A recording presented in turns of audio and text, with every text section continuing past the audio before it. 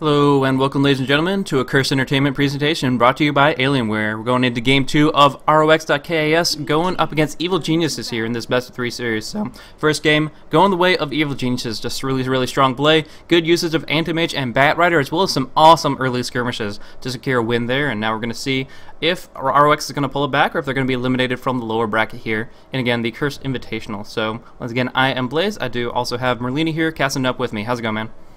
Hey, how's it going? And EG really showing us why they are the favorites going into the TI3 Western qualifiers. Just all around solid play and solid draft by them. Evil Geniuses will opt to ban out BZZ's Gyrocopter, and RoX.KIS not using Wisp optimally last game. Looks like they will choose to ban him out instead. And I fully expect a Bat ban second, because even though Demon really didn't get much CS early, he just completely dominated the mid game and really paved the way for EG to take that victory home. Now, banning out the Wisp themselves, RoX doesn't want to have to worry about Evil Geniuses picking up for first pick, but obviously knowing it didn't work out for them as well. The Gyrocopter being banned out, we've talked about this a couple times over, but it's a very versatile hero. It's not a full, like, hardcore, we hate this hero and it's overpowered ban. It's, we want to open up the pool a little bit, and this is a really pesky hero to deal with that can shut down some key strategies there. So they banned out a couple carries, the Lifestealer and the Gyrocopter. Moving on forward, they have a lot of options. Previously, we've seen the Shadow Demon take quite a bit of priority, but also heroes like the Keep the Light, Nyx Assassin, things like that could be something to be picked up. But for right now, it's definitely the Magnus. That's something that they run in most of their lineups very commonly, is a hero that they prioritize among all others. And usually we see RoX.KIS prioritize Darkseer a lot, so they will go with the Bat Rider ban, and I fully expect a Darkseer +1, and giving Evil Geniuses Darkseer plus Magnus is, I think, just a big mistake. Having that vacuum set up into an RP, it's just really easy to get a 3 to 4 man RP, and you can just draft supports that follow it up with perhaps a Jakiro pick or whatever it may be, and that's usually just devastating. And even if you lose the early mid game, it's just way too easy to pull off, and just allows a lot of room for errors. So I hope that they pick the Darkseer on the side of RoX.KIS. And again, the carry is the question of choice, or is the question here. I don't really know whether they're going to pick Lifestealer and Gyro. The two best carries, I think, right now. At least they're the most flexible. They do a lot in the early, mid, and late, which you can't say about many of the other carries, for example, AM that we saw last game. So I'm curious to see what they're going to pick, and it will dictate a lot of their playstyle. Yeah. Taking a lot of time into it. They're tapping into reserve time, only have a minute of that left. I would like to see, like, okay, neither one of them being a rat factor here. You were talking about the Darkseer. I really like that as an idea for RX to make their lineup work extremely well for Dread. And then, of course, they could look at something like a Rubik, which would counterpick the Magnus. But instead, going for these other two very highly prioritized supportive heroes. The Nyx Assassin's Carapace is really good against reverse polarity. If timed well, it makes it so it's very difficult to actually follow up with AoE damage on top of the reverse polarity. And, of course, Keep It Light, just securing lane so effectively. You Chakra the Nyx, he mana burns the hero that has the mana, and suddenly you're nullifying and just completely eliminating any type of spammy spellcasting coming out of the enemies. It makes Nyx Assassin support just that much stronger, because his spells are very expensive, especially as an agility hero. He just constantly has mana issues, and if you solo mid, you usually get early bottle and arcane boots to try and mitigate that. But as a support Nyx Assassin, you don't get any levels or any farm, and Keep It Light will definitely help him in that regards with that ever so hated chakra magic. So Evil Geniuses, I fully expect them to pick a melee carry later. That is generally their trend with Magnus, whether it be Anti-Mage, even Phantom Lancer. We've seen Sven picked up a couple of times. I've seen Faceless Void picked by Jo. So I fully expect them to do that later. And we see Nature's Prophet most likely going to Bambo.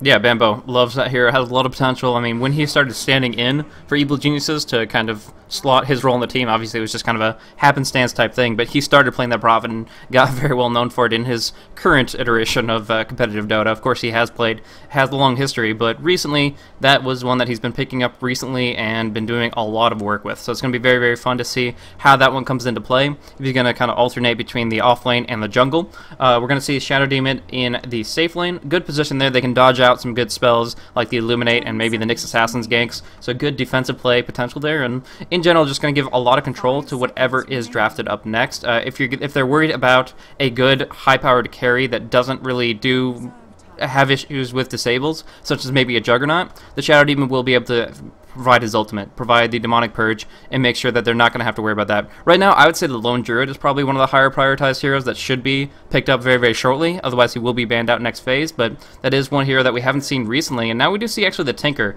being picked up, which definitely gives some utility to RoX's lineup, but I'm not sure about their lanes.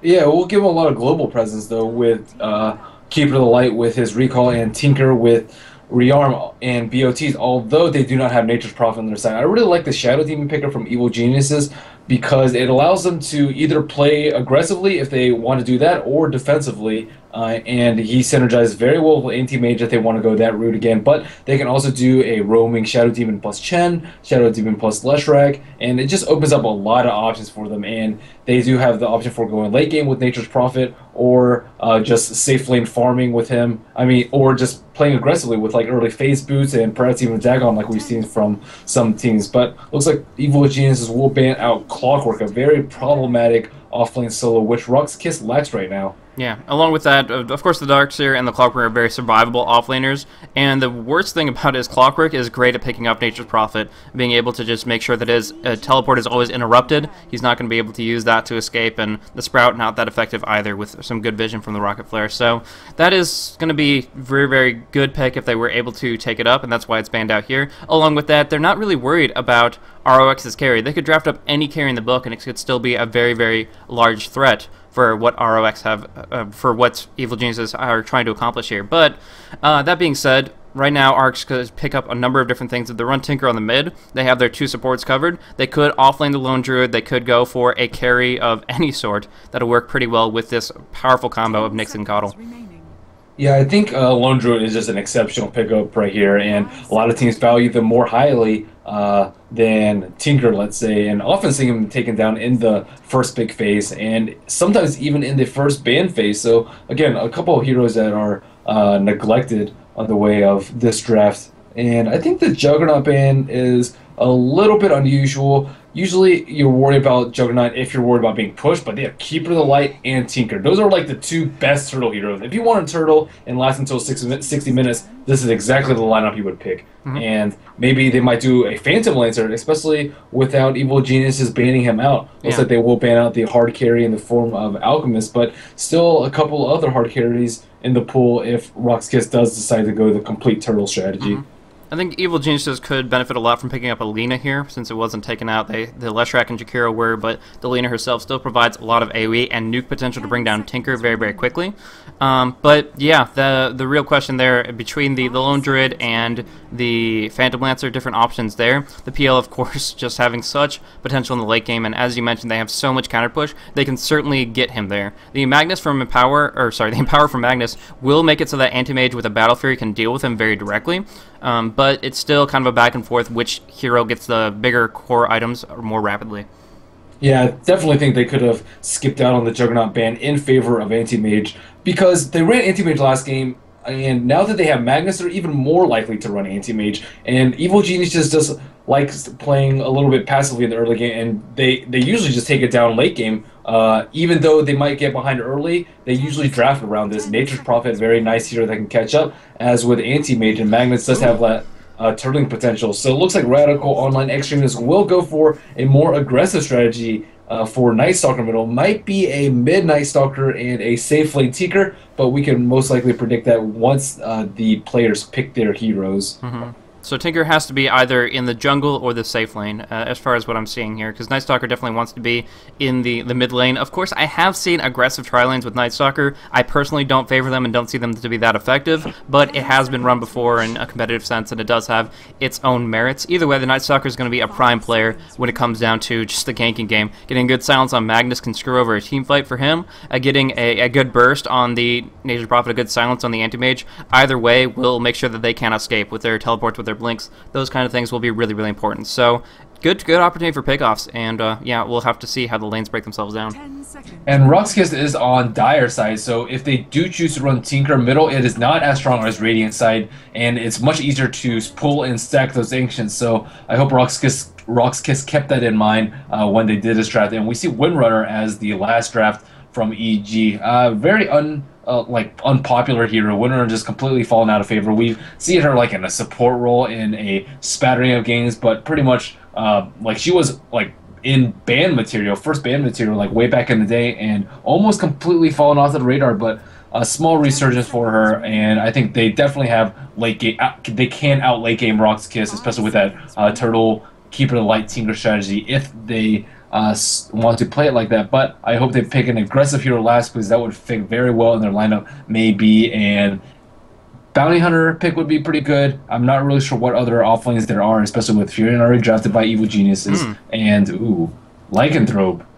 That's changing things up a lot. As far as how the push and pull goes, the Lycanthrope wants to knock down towers, wants to knock down Roche and gain control, and use his wolves to accomplish that. The Tinker generally wants to continue to push on the other lanes, so they're going to be kind of across the map, wolves on one end, little robots going across on the other, and they're going to be able to put pressure out, but I kind of feel that that might leave them vulnerable. Shadow Demon getting a disruption off will set up Windrunner Shackle, since she is going to be played supportively here, and I honestly think that RoX are going to have to be very cautious about how they proceed with when they're pushing out, when they're trying to put pressure out. Of course, when they have the nighttime advantage, Night Stalker is going to be roaming around and putting that pressure out. People are going to be huddling under towers anyways, so you might as well pressure it while you're at it. I can definitely understand that. It's just, I don't see why Lycan. Out of all the heroes in the pool, there's so many different options, and a fifth pick of Lycanthrope, it doesn't really sit well with me, but obviously I'm probably ignorant about it.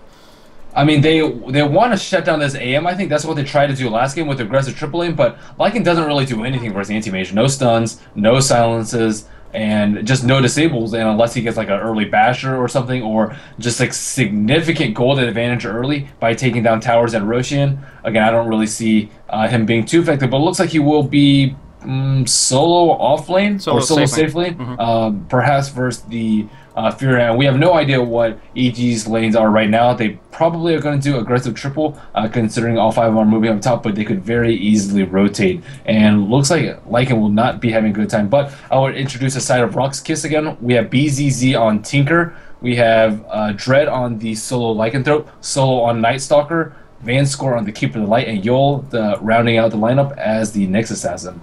Swooping on up top, we do have Demon going to be running the mid lane on the Magnus. Do have Beta supporting it up on the Shadow Demon alongside Fear on his Windrunner. Then Jay is going to be carrying it up on the Anti-Mage once more, and Bambo on that Nature's Prophet. Going to be able to move on around. They do seem to be wanting to put pressure out. They're going to block off this bull, and if the neutrals are unavailable, they want to try to make sure that this tri-lane is going to work well, presumably for Tinker, but the problem is they're going in 3 versus 1, and they may not know that yet.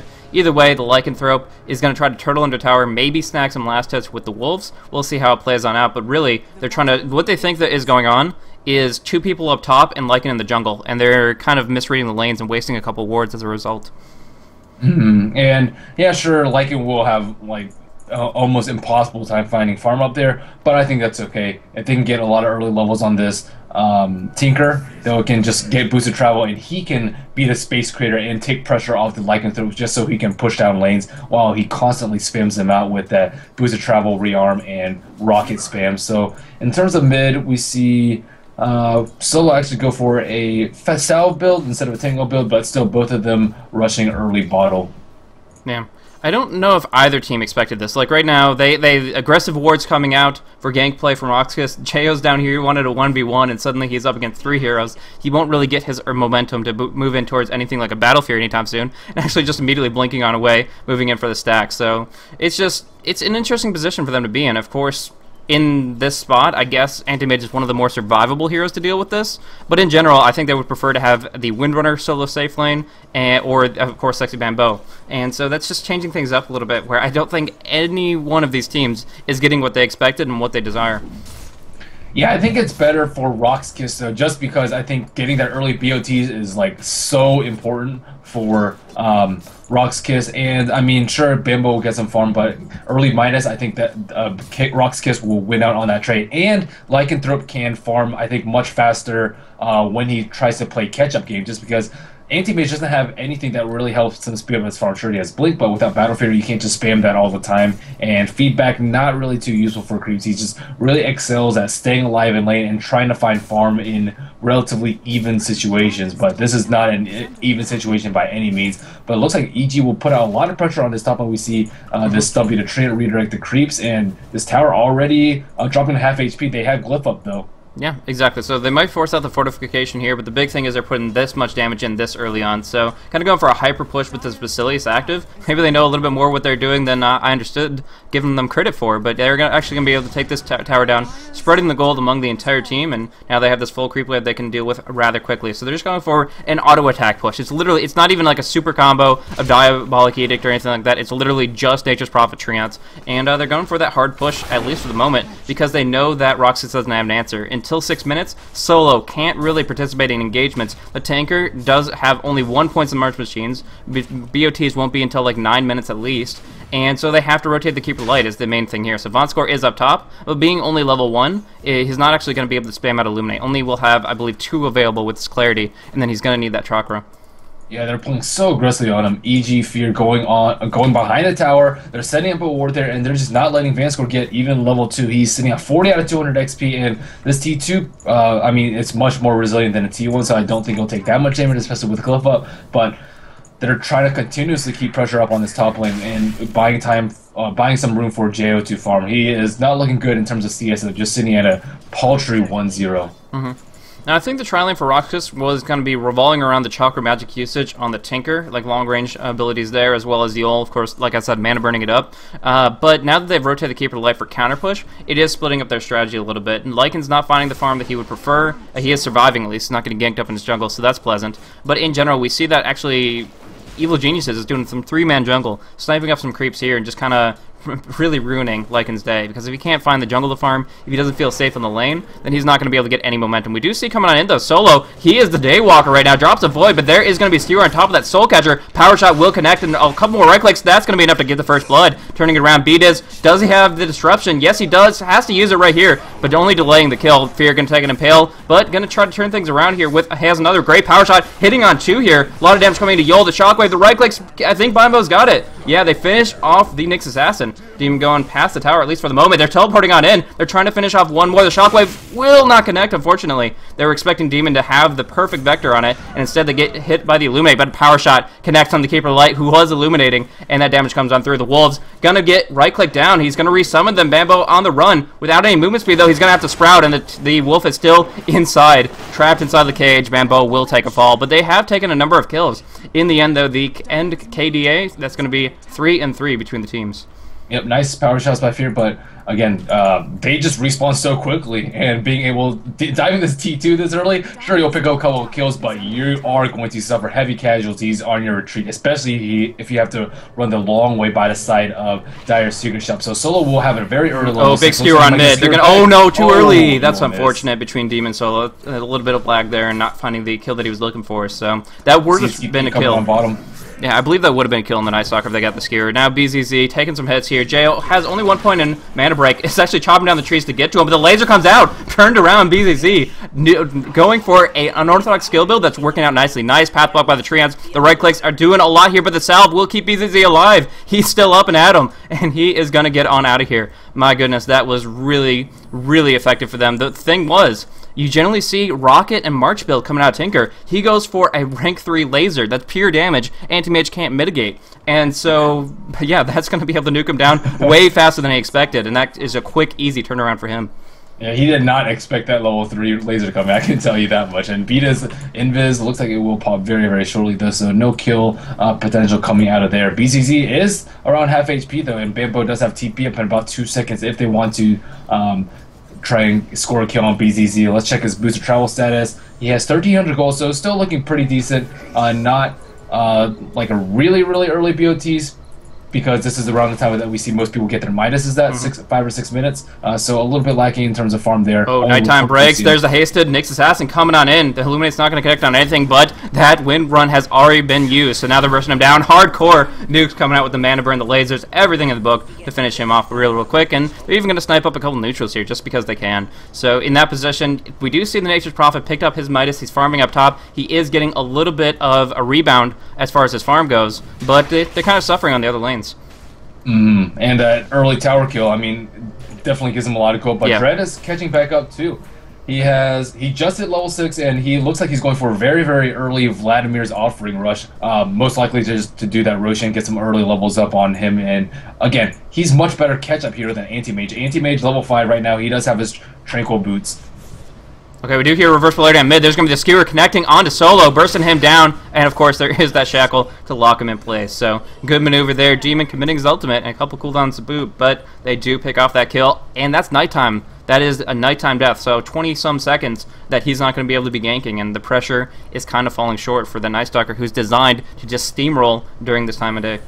Yeah, again, a little bit of lack of vision for RoX.KIS. They really need a ward up this hill so they can scout how many heroes are up there and if they are aiming for a gank on him, and perhaps a ward somewhere in the Radiant jungle would be nice. That ward that they have right now is more of a defensive ward. You're afraid of someone backstabbing the Tinker, but again, I think they could do with a little bit more aggressive wards, and similar to last game, how they lacked aggressive wards when they had aggressive heroes, it really does dictate some of the gameplay. So Dread almost level 6 here, but he is pretty low on HP. He does have his Vladimir's offering completed, so we can probably expect an early Roshan attempt from RoX.KIS. Yeah, there's a lot of good things that happen for RoX.KIS despite all the bad. They do have the BOTs on the Tinker, they have the Vlads up on the Lycan, so they're getting that core 100% necessary items for the heroes to be very relevant in moving forward. So they have the potential to Roshan. With the Lycan, they don't really have anything that adds on to it with the rest of the team, but fortunately, Lycanthrope's a hero that doesn't really need that. Even with his nerfed wolves, he can generally take it with just a few sets of his summons, possibly Medallion to make sure that it's going to be very quick and convenient, painless.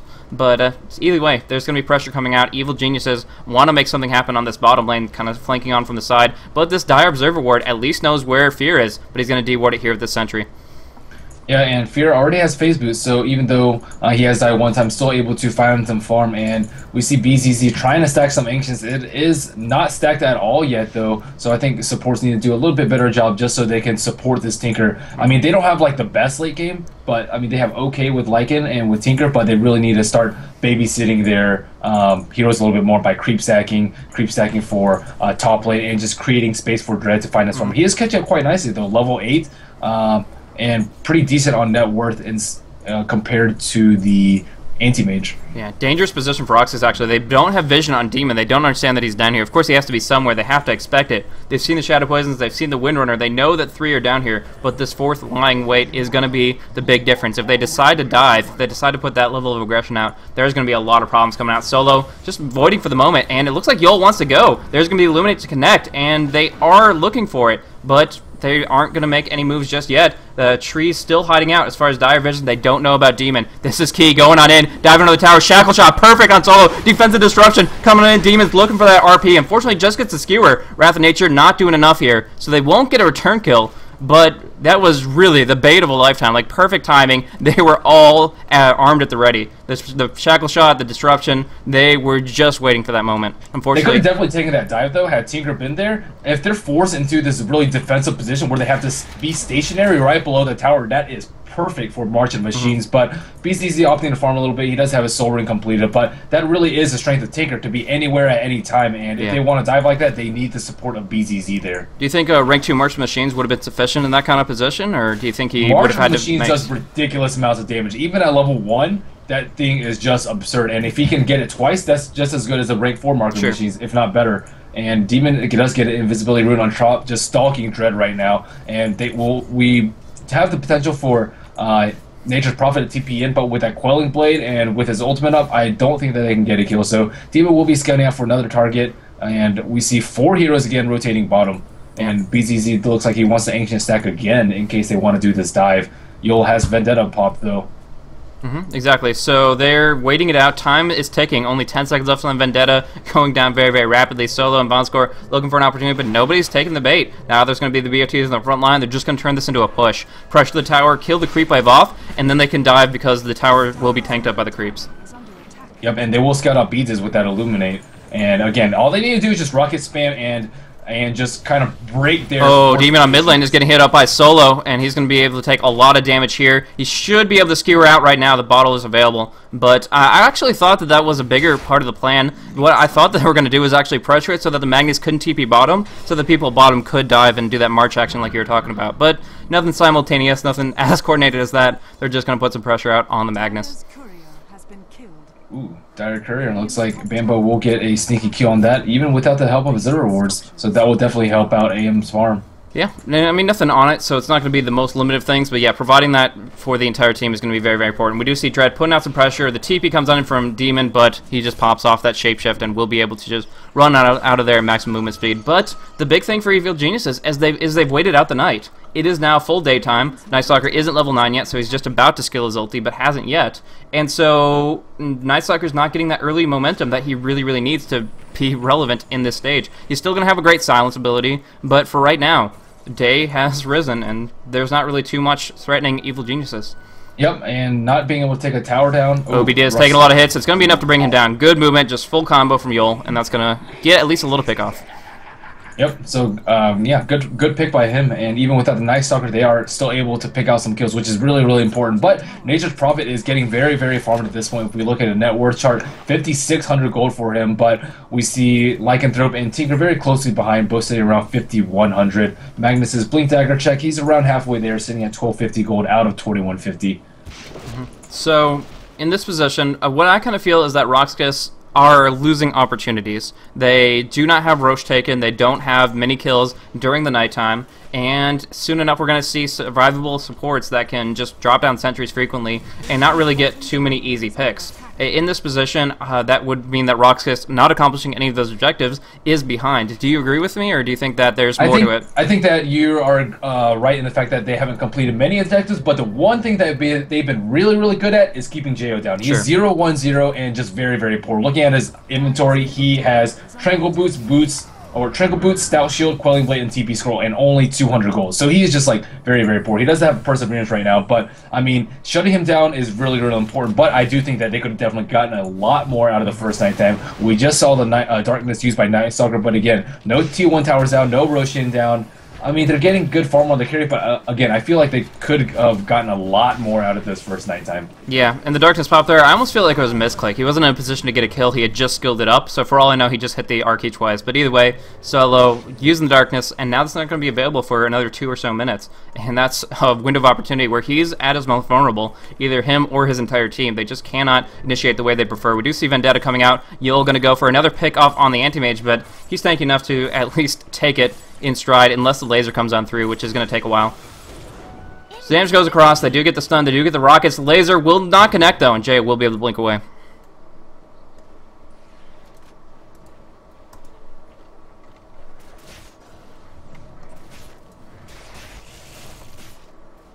So looking in, moving on through, Windrunner is invisible and is trying to get maybe a pick off, but unfortunately she is only level 7, so she can harass people, she can scout out, but she's actually not going to be able to find any major opportunities. But 2 Blink Daggers coming online. We have that one for the Magnus, one for the Tinker, so both of them going to be able to maneuver very, very aggressively, and I think this is actually a much bigger game changer for the Magnus, as he can just initiate with big wombo combo damage. The big disable is the one thing that they've been lacking. They don't have any initiation, and now that's actually at their disposal. So Dread just used a smoke. He has Treads and Vladimir's offering, as well as a Medallion Courage. So really just in position for taking out that Roshan. Looks like he is going to scout out a little bit with his Wolves, and I think they have a Sentry Ward over here, so they actually do scout him out. But I think Dread will just pop into the Roshan pit and take it out alone. We saw Fear scout out earlier with an invisibility rune, but again, they just don't have the damage output with him and Bambo to take down a very tanky hero like this level 11 Lycanthrope. Yeah, it's difficult. I mean, of course, he's putting himself in a pretty rough spot here, but unless they know about it, it doesn't really matter. We are going to see Invisible Bambo going in. He has that Shadow Blade up, locking himself in with Solo, but that big nuke damage coming out through from everybody involved will make that a very, very quick kill. Jo going to get dropped down here. Nice movement from Tinker and Yul together, just using their abilities to lock him down very quickly. Specifically that laser piercing on through its magic reduction. And we do see Dread finishing up Roche. So he picks up the Aegis, he picks up a ton of gold, and we see a very substantial swing forward for RoX.KIS. Yep, and again, keeping Jo down is priority number 1 for them right now, and they are executing that very flawlessly. But it seems like the mid hero Soul is not playing it like most other NSs. I feel like they could have gotten away with like a Puck or like a Storm for this if you wanted to play this passively. Regardless, looks like RoX.KIS is in a very good position right now, about 2,500 in favor of gold, and just ahead on the gold charts right now. And sorry, I meant XP earlier, 2,500 XP in favor of RoX.KIS. Okay. So, yeah, they're definitely making their mark. The question is how effective Tinker is going to be. He has his Blink. He's been farming amazingly. I haven't seen BZZ Tinker, honestly. Obviously, he generally plays scary. Getting that Shadow Blade. Yeah, going in on top there. Actually finished off the Nyx Assassin quickly, so he did not have his ultimate available, just now coming off cooldown. So that was, yeah, a rough position for Yol specifically, and honestly didn't have any reason to be there. The Lycanthrope had already left, and from there he was just kind of all by himself. And if Tinker can get a sheep, like before AM gets any like substantially big item, sure he'll get his Battle Fury pretty soon, but before his Manta, it's going to be a lot of trouble for EG unless Demon starts hitting really big RPs or a lot of pressure is taken off by this early Midas Shadow Blade from Bambo. Bambo is just really rich right now too. He is a little bit behind in net worth now before after that Roshan, but he was looking really good, 7,300 net worth, 17 minutes in. So now in this position, Nighttime is going to be falling in just a couple minutes here. They do have a double damage up on Dread. It looks like this is an opportunity. Going in Darkness, they're going to go on top. They silence out Fear, but Demon's just waiting for them to cluster up. Has that Blink still available outside the March Machines. Solo not going on inside the trees. Won't be able to stop his initiation. BOT is out, though. They're just marching it down, bringing down the creep wave, and Solo goes on in. He keeps on going in and out. I'm not exactly sure, but one way or another, he has forced out the Skewer so that the Magnus has to sit on the high ground.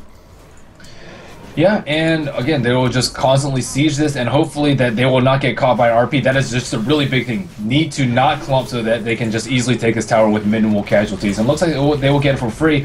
EG can't really go on the Lycanthrope. He does have the Aegis, so if they go to him, it's almost likely certain doom for them. And Yol does Vendetta back around the tower, but it will expire and unable to find any kills there.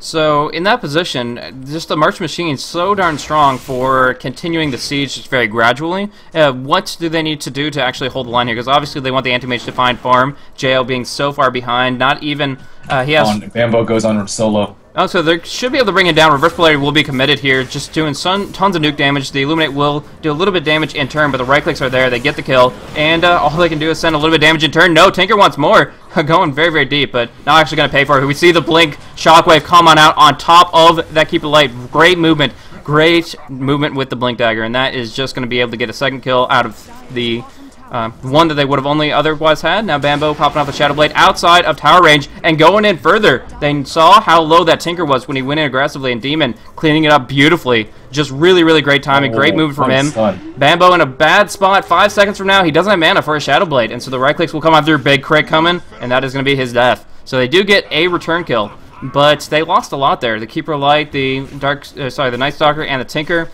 Big pickoffs that I don't feel they could have afforded. Yeah, and I mean, looks like Night Stalker just really wants to farm his BKB. I don't really think he wanted to play this passive role, but again, Lycanthrope and Tinker just really wanting to farm their items. Tinker's really looking pretty nice in terms of gold right now, 2250 on top of BOT, Soul Ring, and his Blink Dagger. I really think that an early bottle would help just because it helps a lot with his efficiency, and that is what Tinker's all about this early game. Notice at level 11, he only has 1 level of rearm just so he can be more efficient about TPing in, using his March and Laser, Blink, Rocket, and all those good spells, and just rearming, doing it again. And Bottle just speeds it up. It'll often pay for itself, just very similar to how Soul Ring will pay for itself in terms of speeding up his efficiency. Regardless, it looks like Bambo will TP on top, and BZZ will just blink around and march, so not really too much going on there. Yep, Jo is very close to his Battle Fury. He should have it with this next creep wave, and that will set him up nicely to actually farm away. The problem is, it's going to take a little while before he can actually get the Manta Style after that, and you have things like the rockets that'll keep on being spammed out on top of him, actually smoking out of the rockets. Good move there, and they're actually going to try to turn this around, a wraparound gank, going through the river right now, but Tinker is not there just yet. He might be BOTing up top in a little while to counter push, but for right now, we just see them kind of EG roaming through the jungle while their tier 2 gets dropped down entirely. Yeah, it looks like they're trying to smoke ink on Tinker, but Tinker just going to the safe lane, and I think they actually saw this smoke with the Observer Ward in the middle lane, but with that DD on a solo and the tremendous physical damage output from the Lycanthrope, they're just able to just completely obliterate these towers, and EG isn't in a position to defend right now. It looks like Demon will TP back because they do want to defend this T2. It's just really interesting how the RoX.KIS has been turning this into push most of the time, rather than finding kill opportunities. Look at the KDAs, and you see that it's like 1, 4, and 1 on a Night Stalker, 1, 2, and 3 on a Nyx. Those are kill combos that you just generally don't see. You don't see those kill ratios because they're gank-oriented. They're designed to get kills very, very quickly with a huge amount of burst. and so far we haven't really been seeing that too much. So I'm not sure if they're just not finding the right opportunities, not moving in the right manner that's unpredictable, or it's just the fact that they're prioritizing the towers over the heroes. I mean, I think it's a lot because they've just been focusing on killing the Night Stalker, unable to kill the Tinker just because he's been doing Anxious a lot of time, as well as being babysat by wards and by support from the Keeper of the Light and the Nyx Assassin, and Dread, again, just farming jungle too. They don't really have vision of the two key heroes, so the only one that they can gank is Solo just farming the mid lane, and now that he's a little bit behind in items, he can't really do anything by himself, but we will see a Mystic Step pickup from Tinker, so almost certainly a Sheep next, and this mid ward will get dewarded, so looks like they will counter with a T1 push of their own, but again, they have almost the perfect turtle lineup with Tinker and Keeper. Yeah, BZZ just going to be able to blink on away, drops off those marches, and not going to really have to worry about anything at all. I mean, yeah, when a Scythe Device comes out, that's going to be a pretty big deal. Alright, Solo going in a little bit too far, in my opinion. Jumping on hardcore. There's a quick little shackle to try to disrupt Yol. Demon going to be able to skewer on out of Solo, trying to go, but there is no tier 2 to keep them safe. Going to get the blink off, fortunately for them. Yol trying to find a kill onto Bdiz, is going to get vision of him right here. Turning around, Bdiz will get dropped down very quick. Nice combo of their disables, of their damage, and they do pick off that lowly support. But, you know, they jumped in, they forced out everything they could. Another chicken kill. Really? Another courier kill. What keeps... I mean, that's the Nature's Prophet at work. Like, he just jumps in, he finds it, he uses it, and then now using the TP scroll. Now he even has a Helmet of Dominator. What do you think about that? Oh, that is definitely for the Lycanthrope's Necro 3. He just picked it up, and that is their only invis detection unless they want to waste money on sentries and dust. I think they really rely on that to kill these Shadowblade Nature's Prophet. So he will just dominate the one that gives vision and hopefully just get away with that. And again, that will be pretty good for anti-push. They don't really have much in terms of anti-push. They do have Shockwave, and it looks like... Oh, Bambo going up top, breaks his invis, now going to get stunned and pale, but no, there is going to be that blink initiation that won't actually connect. Demon still has that reverse polarity, but waiting for the timing. Here goes Solo, jumped on in, Bambo is silenced up, he should get dropped down here, just too far ahead. The Force Staff not helping him here, the defensive disruption, there's that RP. Demon taking a lot of damage, look at the Merch Machine though, just burning through everybody. Anywhere nearby this battlefield is getting completely destroyed. We just see Keeper Light fall to the tower, but now it in turn will be dropped down by the remainder of RoX.KIS. I must say that Demon should not have TP on the T1 tower. He just blinked back, and they were just forced into a position, a compromising position immediately without relying on that, without being able to rely on that blink RP initiation. RoX.KIS just stormed them, and being able to fight right there under protection of March is just a huge win for them. So it looks like Roshan will respawn in 2 minutes. It went down right as they pushed that T2 tower in the middle, but 6 towers down, or almost 6 towers down for RoX.KIS. They're in a very nice position right now, and AM is trying to play catch up. He does have his ultimate orb, so I mean, they still do have the late game. They are quite a bit behind on terms of gold and XP differential, but they're certainly in a position to come back from this small early mid-game deficit. The big issue here is Jo finding the Manta as fast as possible, because in this position here, a Night Stalker will always be able to get the kill on him very, very easily as soon as he finds him out and gets both spells on top of him. I mean, TP Scroll might be able to nullify a solo gank, but if it's 2 or more, especially with the Nyx Assassin involved, Jo is just going to be completely obliterated. So the timing of the Manta couldn't be more important, where he can actually Manta out of the Crippling Fear and use the Blink to survive. But yeah, in that position, he's just farm away. They are giving him a little bit of breathing room, and they don't actually have dire wards up in the enemy jungle until just now placing them on this position here, but they are at least putting pressure out with their Vendetta, with their ganking squad. They're just kind of covering the area with their bodies, if not with their wards, and from there they're just trying to make sure that Jo doesn't have any opportunities to find that next item. I mean, look at what they're forced to do right now. They can't really farm anywhere. I mean, Bambo is able to find some somewhere, but it looks like... Yeah, Dust comes down in Bambo, but they don't have the Void. Oh, they have the Sheep, though. Yeah, BZZ jumping in with the Sheep Stick. They get the silence there, going to get the Void here, and just lock him in place. He can't do anything. So just trying to juke as far as he can into the trees, but a good movement there. Great time from BZZ, and of course Solo being in the right place at the right time in the mid lane. There's going to be the Mana Void to bring down the Nyx Assassin. They did just go and initiate very effectively to bring down Keeper Light and Nyx being caught out by themselves. Yeah, Fear does have a gem pick on him, so Nyx ganks won't be as effective, and they have plenty of Sentry Wards. There is a Roshan up right now, but I don't think they have the damage to do it, especially without Nature's Prophet's Nature's Call to tank it. And they do have RP, so this is a pretty good place for them to fight, but if they get constantly spammed down by March and Rockets, they are going to be in no position to fight. So it looks like EG will back off, and with Lycan heading over there, it looks like it will be a free road for RoX.KIS. Yeah, because, like you're saying, the Nature's Call can tank it up. In this case, it's just going to be these Wolves that have the Vladimir's aura. So continuously, they're not going to take any damage. Instead, just doing a heck of a lot to Roshan, and actually having a Cranium Basher as well. Some more lockdown for the Anti-Mage towards the later stages of the game. But for right now, neither one committing to it in full. Doesn't want to pop the Necronomicon until the team fight, and very, very concerned about the vision that Shadow Poison will provide from Betas. Yeah, all they need to do is just get Night Stalker to stand about where that Sentry Ward is, the upper one, and then all he needs to do is get vision over the hill, spam a couple of rockets, and then just march. And if Magnus decides to walk up, unless he has a smoke, he's not going to be able to get a nice RP off. And I'm surprised that they're running away right now, but it looks like it just, daytime just hit. Yeah, that's a big factor there. I mean, the Black King Bar up on solo, he's generally the one that wants to run in on the front lines, just be up and brawling with no real concern in the world. But with the daytime, it's the fact is he cannot move that quickly. He cannot really move in and out and survive, and so he's not going to be that big of a threat. He's just going to have to turtle it up and go for farming. So it really comes down to the question of the timing of this Roche and when they're going to find the opportunity to farm it up. If they're just going to smoke it again like last time, and if Evil Geniuses is going to let that happen.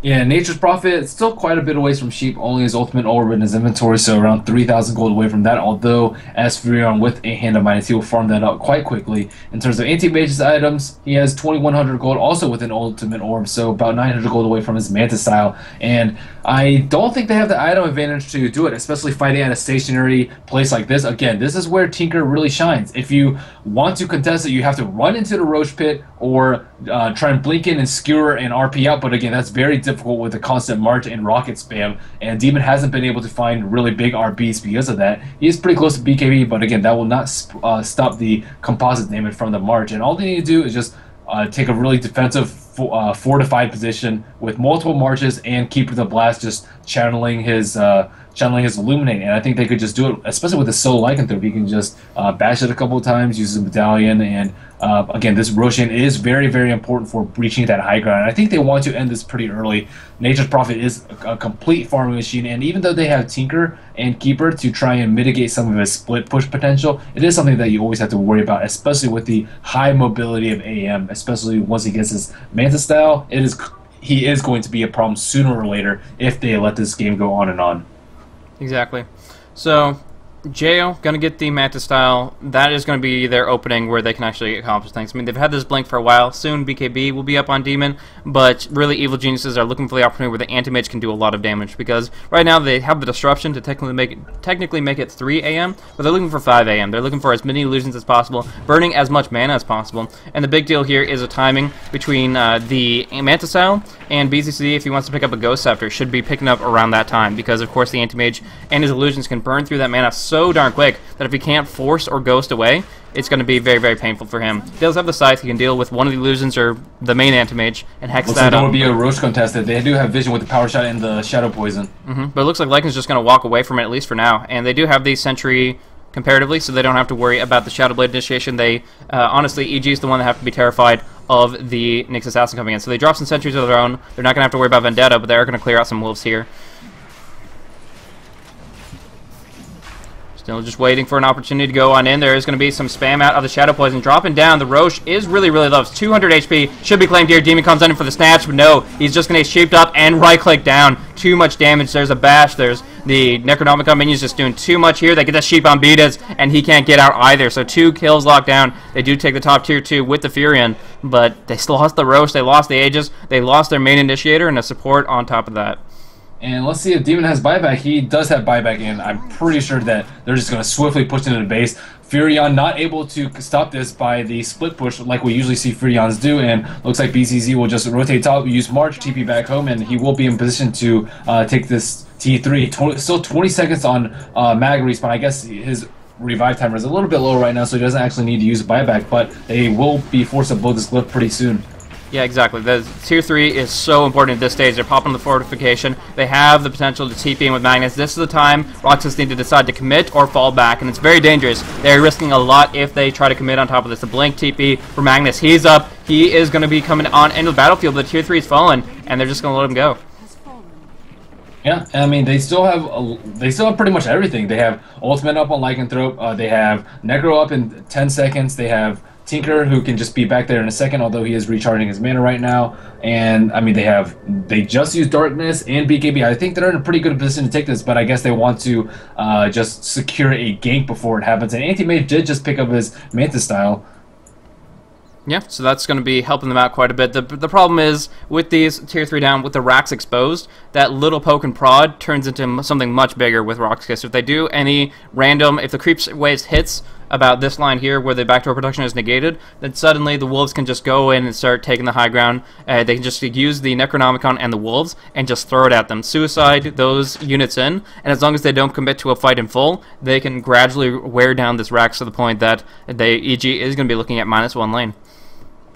Yeah, and again, now is the time for AM to try and catch up and farm. He can catch up and try and compete with Lycanthrope if they want, but the problem is that they have just so many items up on so many of their heroes right now. Tinker has Blink Sheep, 2,400 gold as inventory. He always has to worry about the Nyx gank, and sure, he can split out of Crippling Fear from the Night Stalker, but I don't really think that's going to be enough to save him, especially with that pure damage. He's only sitting at 1,200 HP right now, so I mean that laser will still take over 25% of his HP. But with the Empower Flash Farm, perhaps they can get back into it with Nature's Prophet split pushing. But I think they've been doing a pretty good job of limiting the space that EG can farm right now, and that's exactly what they need to do.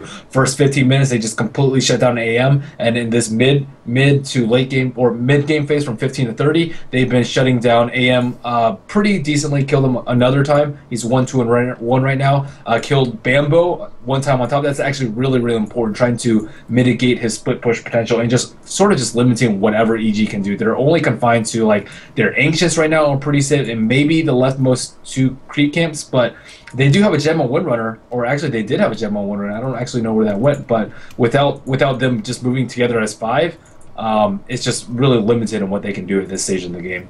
Mm-hmm.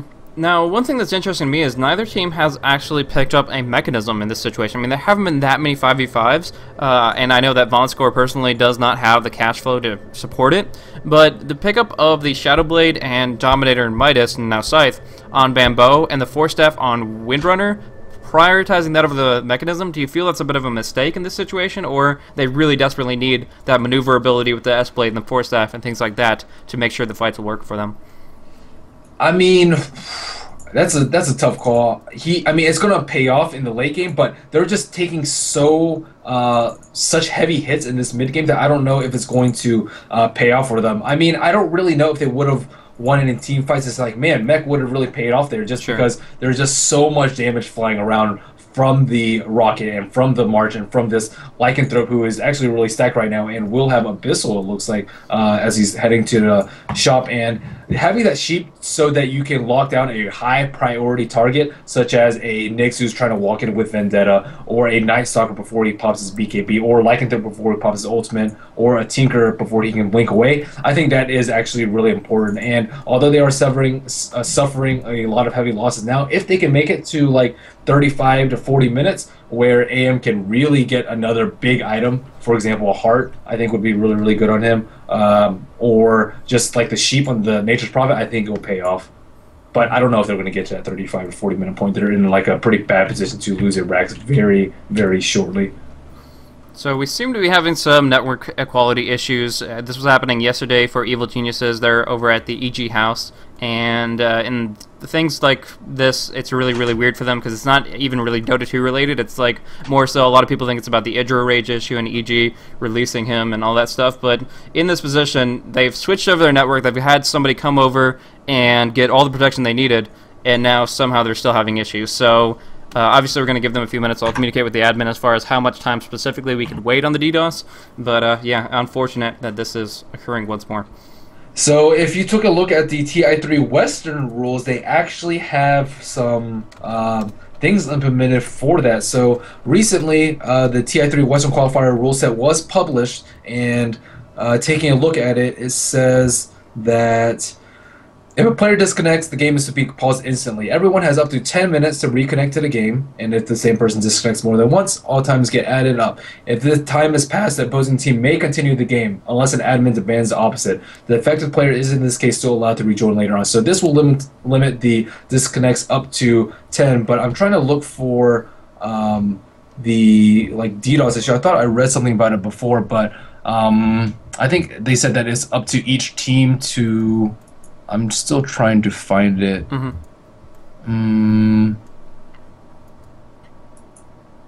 Let's see. If during a match a player is not able to reconnect for reasons other than a reconnection bug, the team will have to play without that player. And I think that pretty much it just limits the time for DDoS. We've seen like 20 to 30 minute pauses, maybe even more. Oh, we've seen, I mean, when it first started, we saw like an hour and a half long pause, so it's like, it gets pretty ridiculous.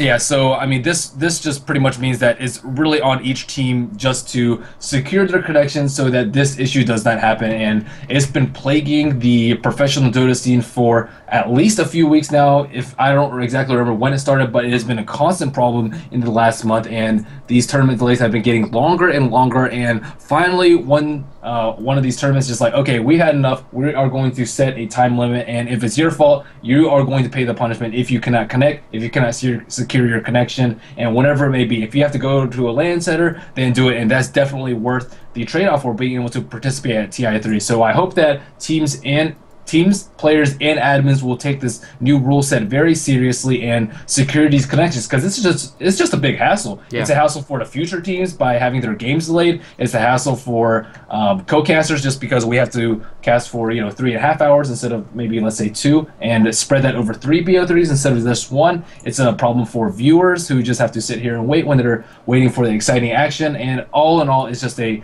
fairly big plague in the Dota competitive scene at the moment. Yeah, it's unfortunate. We do see Vitas coming on in. I'm not sure if he was the one they were referencing as being the one effective, but no, one way or another, they obviously, yeah, we have to kind of stick to it and figure out exactly the time, because the consistency is really, really important. The problem is you can't just have like a half an hour, 40 minutes randomly waited just because of these kind of connection issues, and unfortunately neither Valve nor any of the administrators have any control over what happens on the players' lines. It really comes down to what they do to protect themselves, whether preventing their IP from being taken, from being acquired through various means like Skype and other softwares that will distribute that, unfortunately a little bit too openly, and either not actively using those software more than they have to, or just making it so they're tunneling any communication in that regard. And that's something that everybody in this field has to kind of look into as far as keeping that coverage and making sure that that's prioritized here. Of course, the EG guys are trying to do the best they can, but hopefully this will be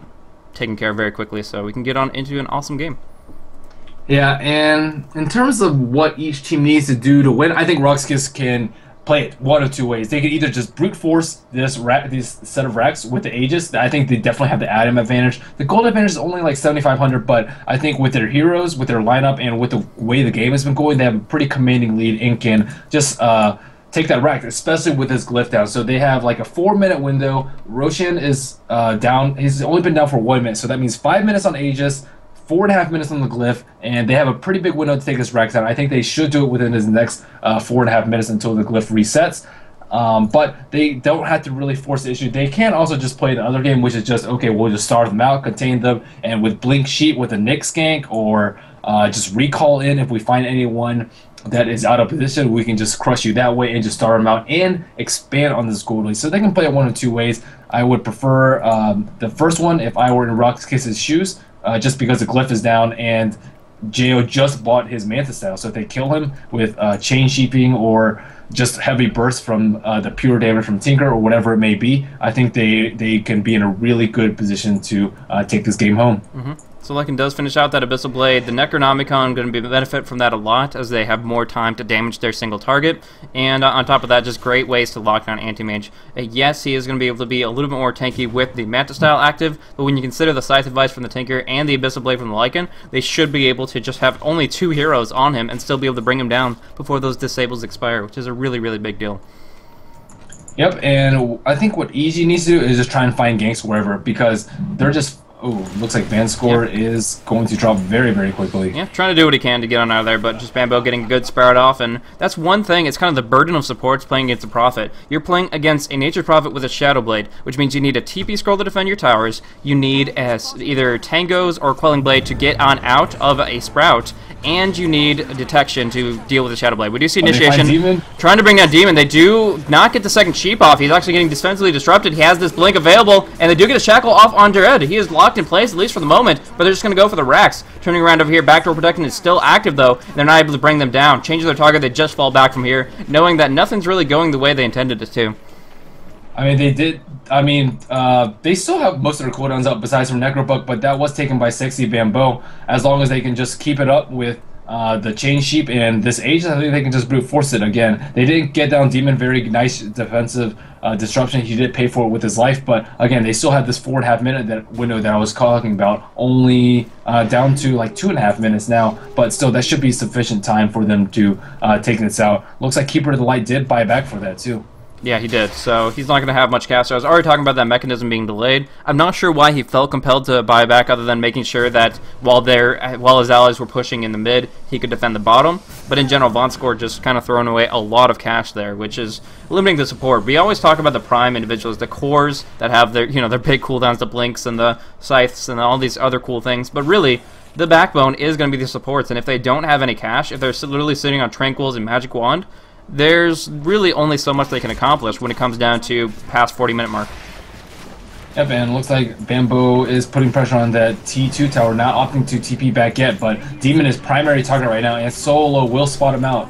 He's just going to drop the Treants and should TP back here. They are going to get a nice Shackle onto Dread once more. He still has that Aegis, of course. Can drop the Necro at any point in time, but just bring down the Rax right now, and continuous March Machines stops them from really jumping on in. Magnus, of course, would take tons of damage the second that he hit the battlefield. Shadowplun's doing a lot, but it's not going to really do enough to actually scare them off. They're going to finish off the Rax here, but they are losing some hits on their bottom tier 3. They already lost a bottom tier 2, and now we are seeing that at least a couple hundred gold off, and the slow push continues as Bambo jumps up back to the top lane. Yep, and they have finally take out one set of Rex, but it will probably be quite a bit until they take out the second one. They have a 2-minute window before the Aegis expires, and it looks like they are pinging on BZZ. They do want to go on him. Bambo is Shadow Bladed up. Yeah, he doesn't have a Force Staff available, so he cannot break through those trees. It really comes down to the timing of his Blink Dagger, and if they can get damage on him through like Wrath of Nature or something before initiating, he can actually be completely screwed over. Yeah, and Jo is fighting a lot of farm now, even with that Rax down. He's sitting at 3,000 gold, so definitely enough gold for a buyback if he manages to die in a team fight. And let's see what BZ is going for. Looks like maybe a Lincoln Sphere next? I believe that should be what he's looking at. I mean, we have seen Manta Tinker a long time back, but it doesn't seem very viable in this, unless they really, really want to go for that low ground siege. Just send the Wolves, the Necro, and even Tinker Manta illusions to really just keep on right-clicking. But again, it doesn't seem very likely in this situation. On top. Yeah, but now they get the Sheep Stake. They're going to go in. Jo right on top of him. We'll get the right-clicks from the Manta style, doing a lot of damage here. The Mana Void comes out a little early, though, and Jo's not going to blink in for the kill. I honestly think they could have blinked in for the kill, but instead they just let him go and don't want to have to dive too far when they know that TP retaliation could come on through.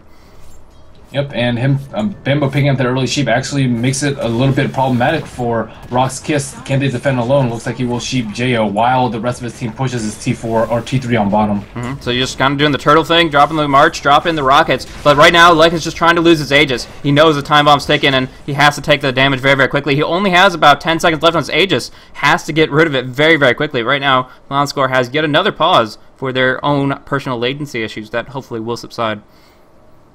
Yep, and I think he should just die to that T3 right now. Yeah. If he dies without the Aegis, that's just going to be a big loss for RoX.KIS. I mean, they can buy back and recall him in, but still, you don't want to lose a life just like that. So there we go. Dread going to take a couple hits from the tower. He will fall. Aegis brings him right back on in, and here is BZZ on the front lines. Aegis comes up, Blink comes out. They are ready to besiege this high ground now. They can pop up all their cooldowns here and just bring it down in a moment's time. They've already taken the mid-racks, so taking these bottom will really, really be close to sealing the game for them. And Jo doesn't really have anything to deal with it right now. Their Bambo does have that Dominator, going to be looking for that melee Necro, but right now they have fallen back, resummoning. They have to go in at the right timing, popping off the Wolves' Cry and all that, so they're going to be able to get the Howl out, and we're going to see it coming on through. Demon looking for that RP, but instead getting silenced and voided, and he can't blink, he can't cast, and so he's just going to fall back for just a moment.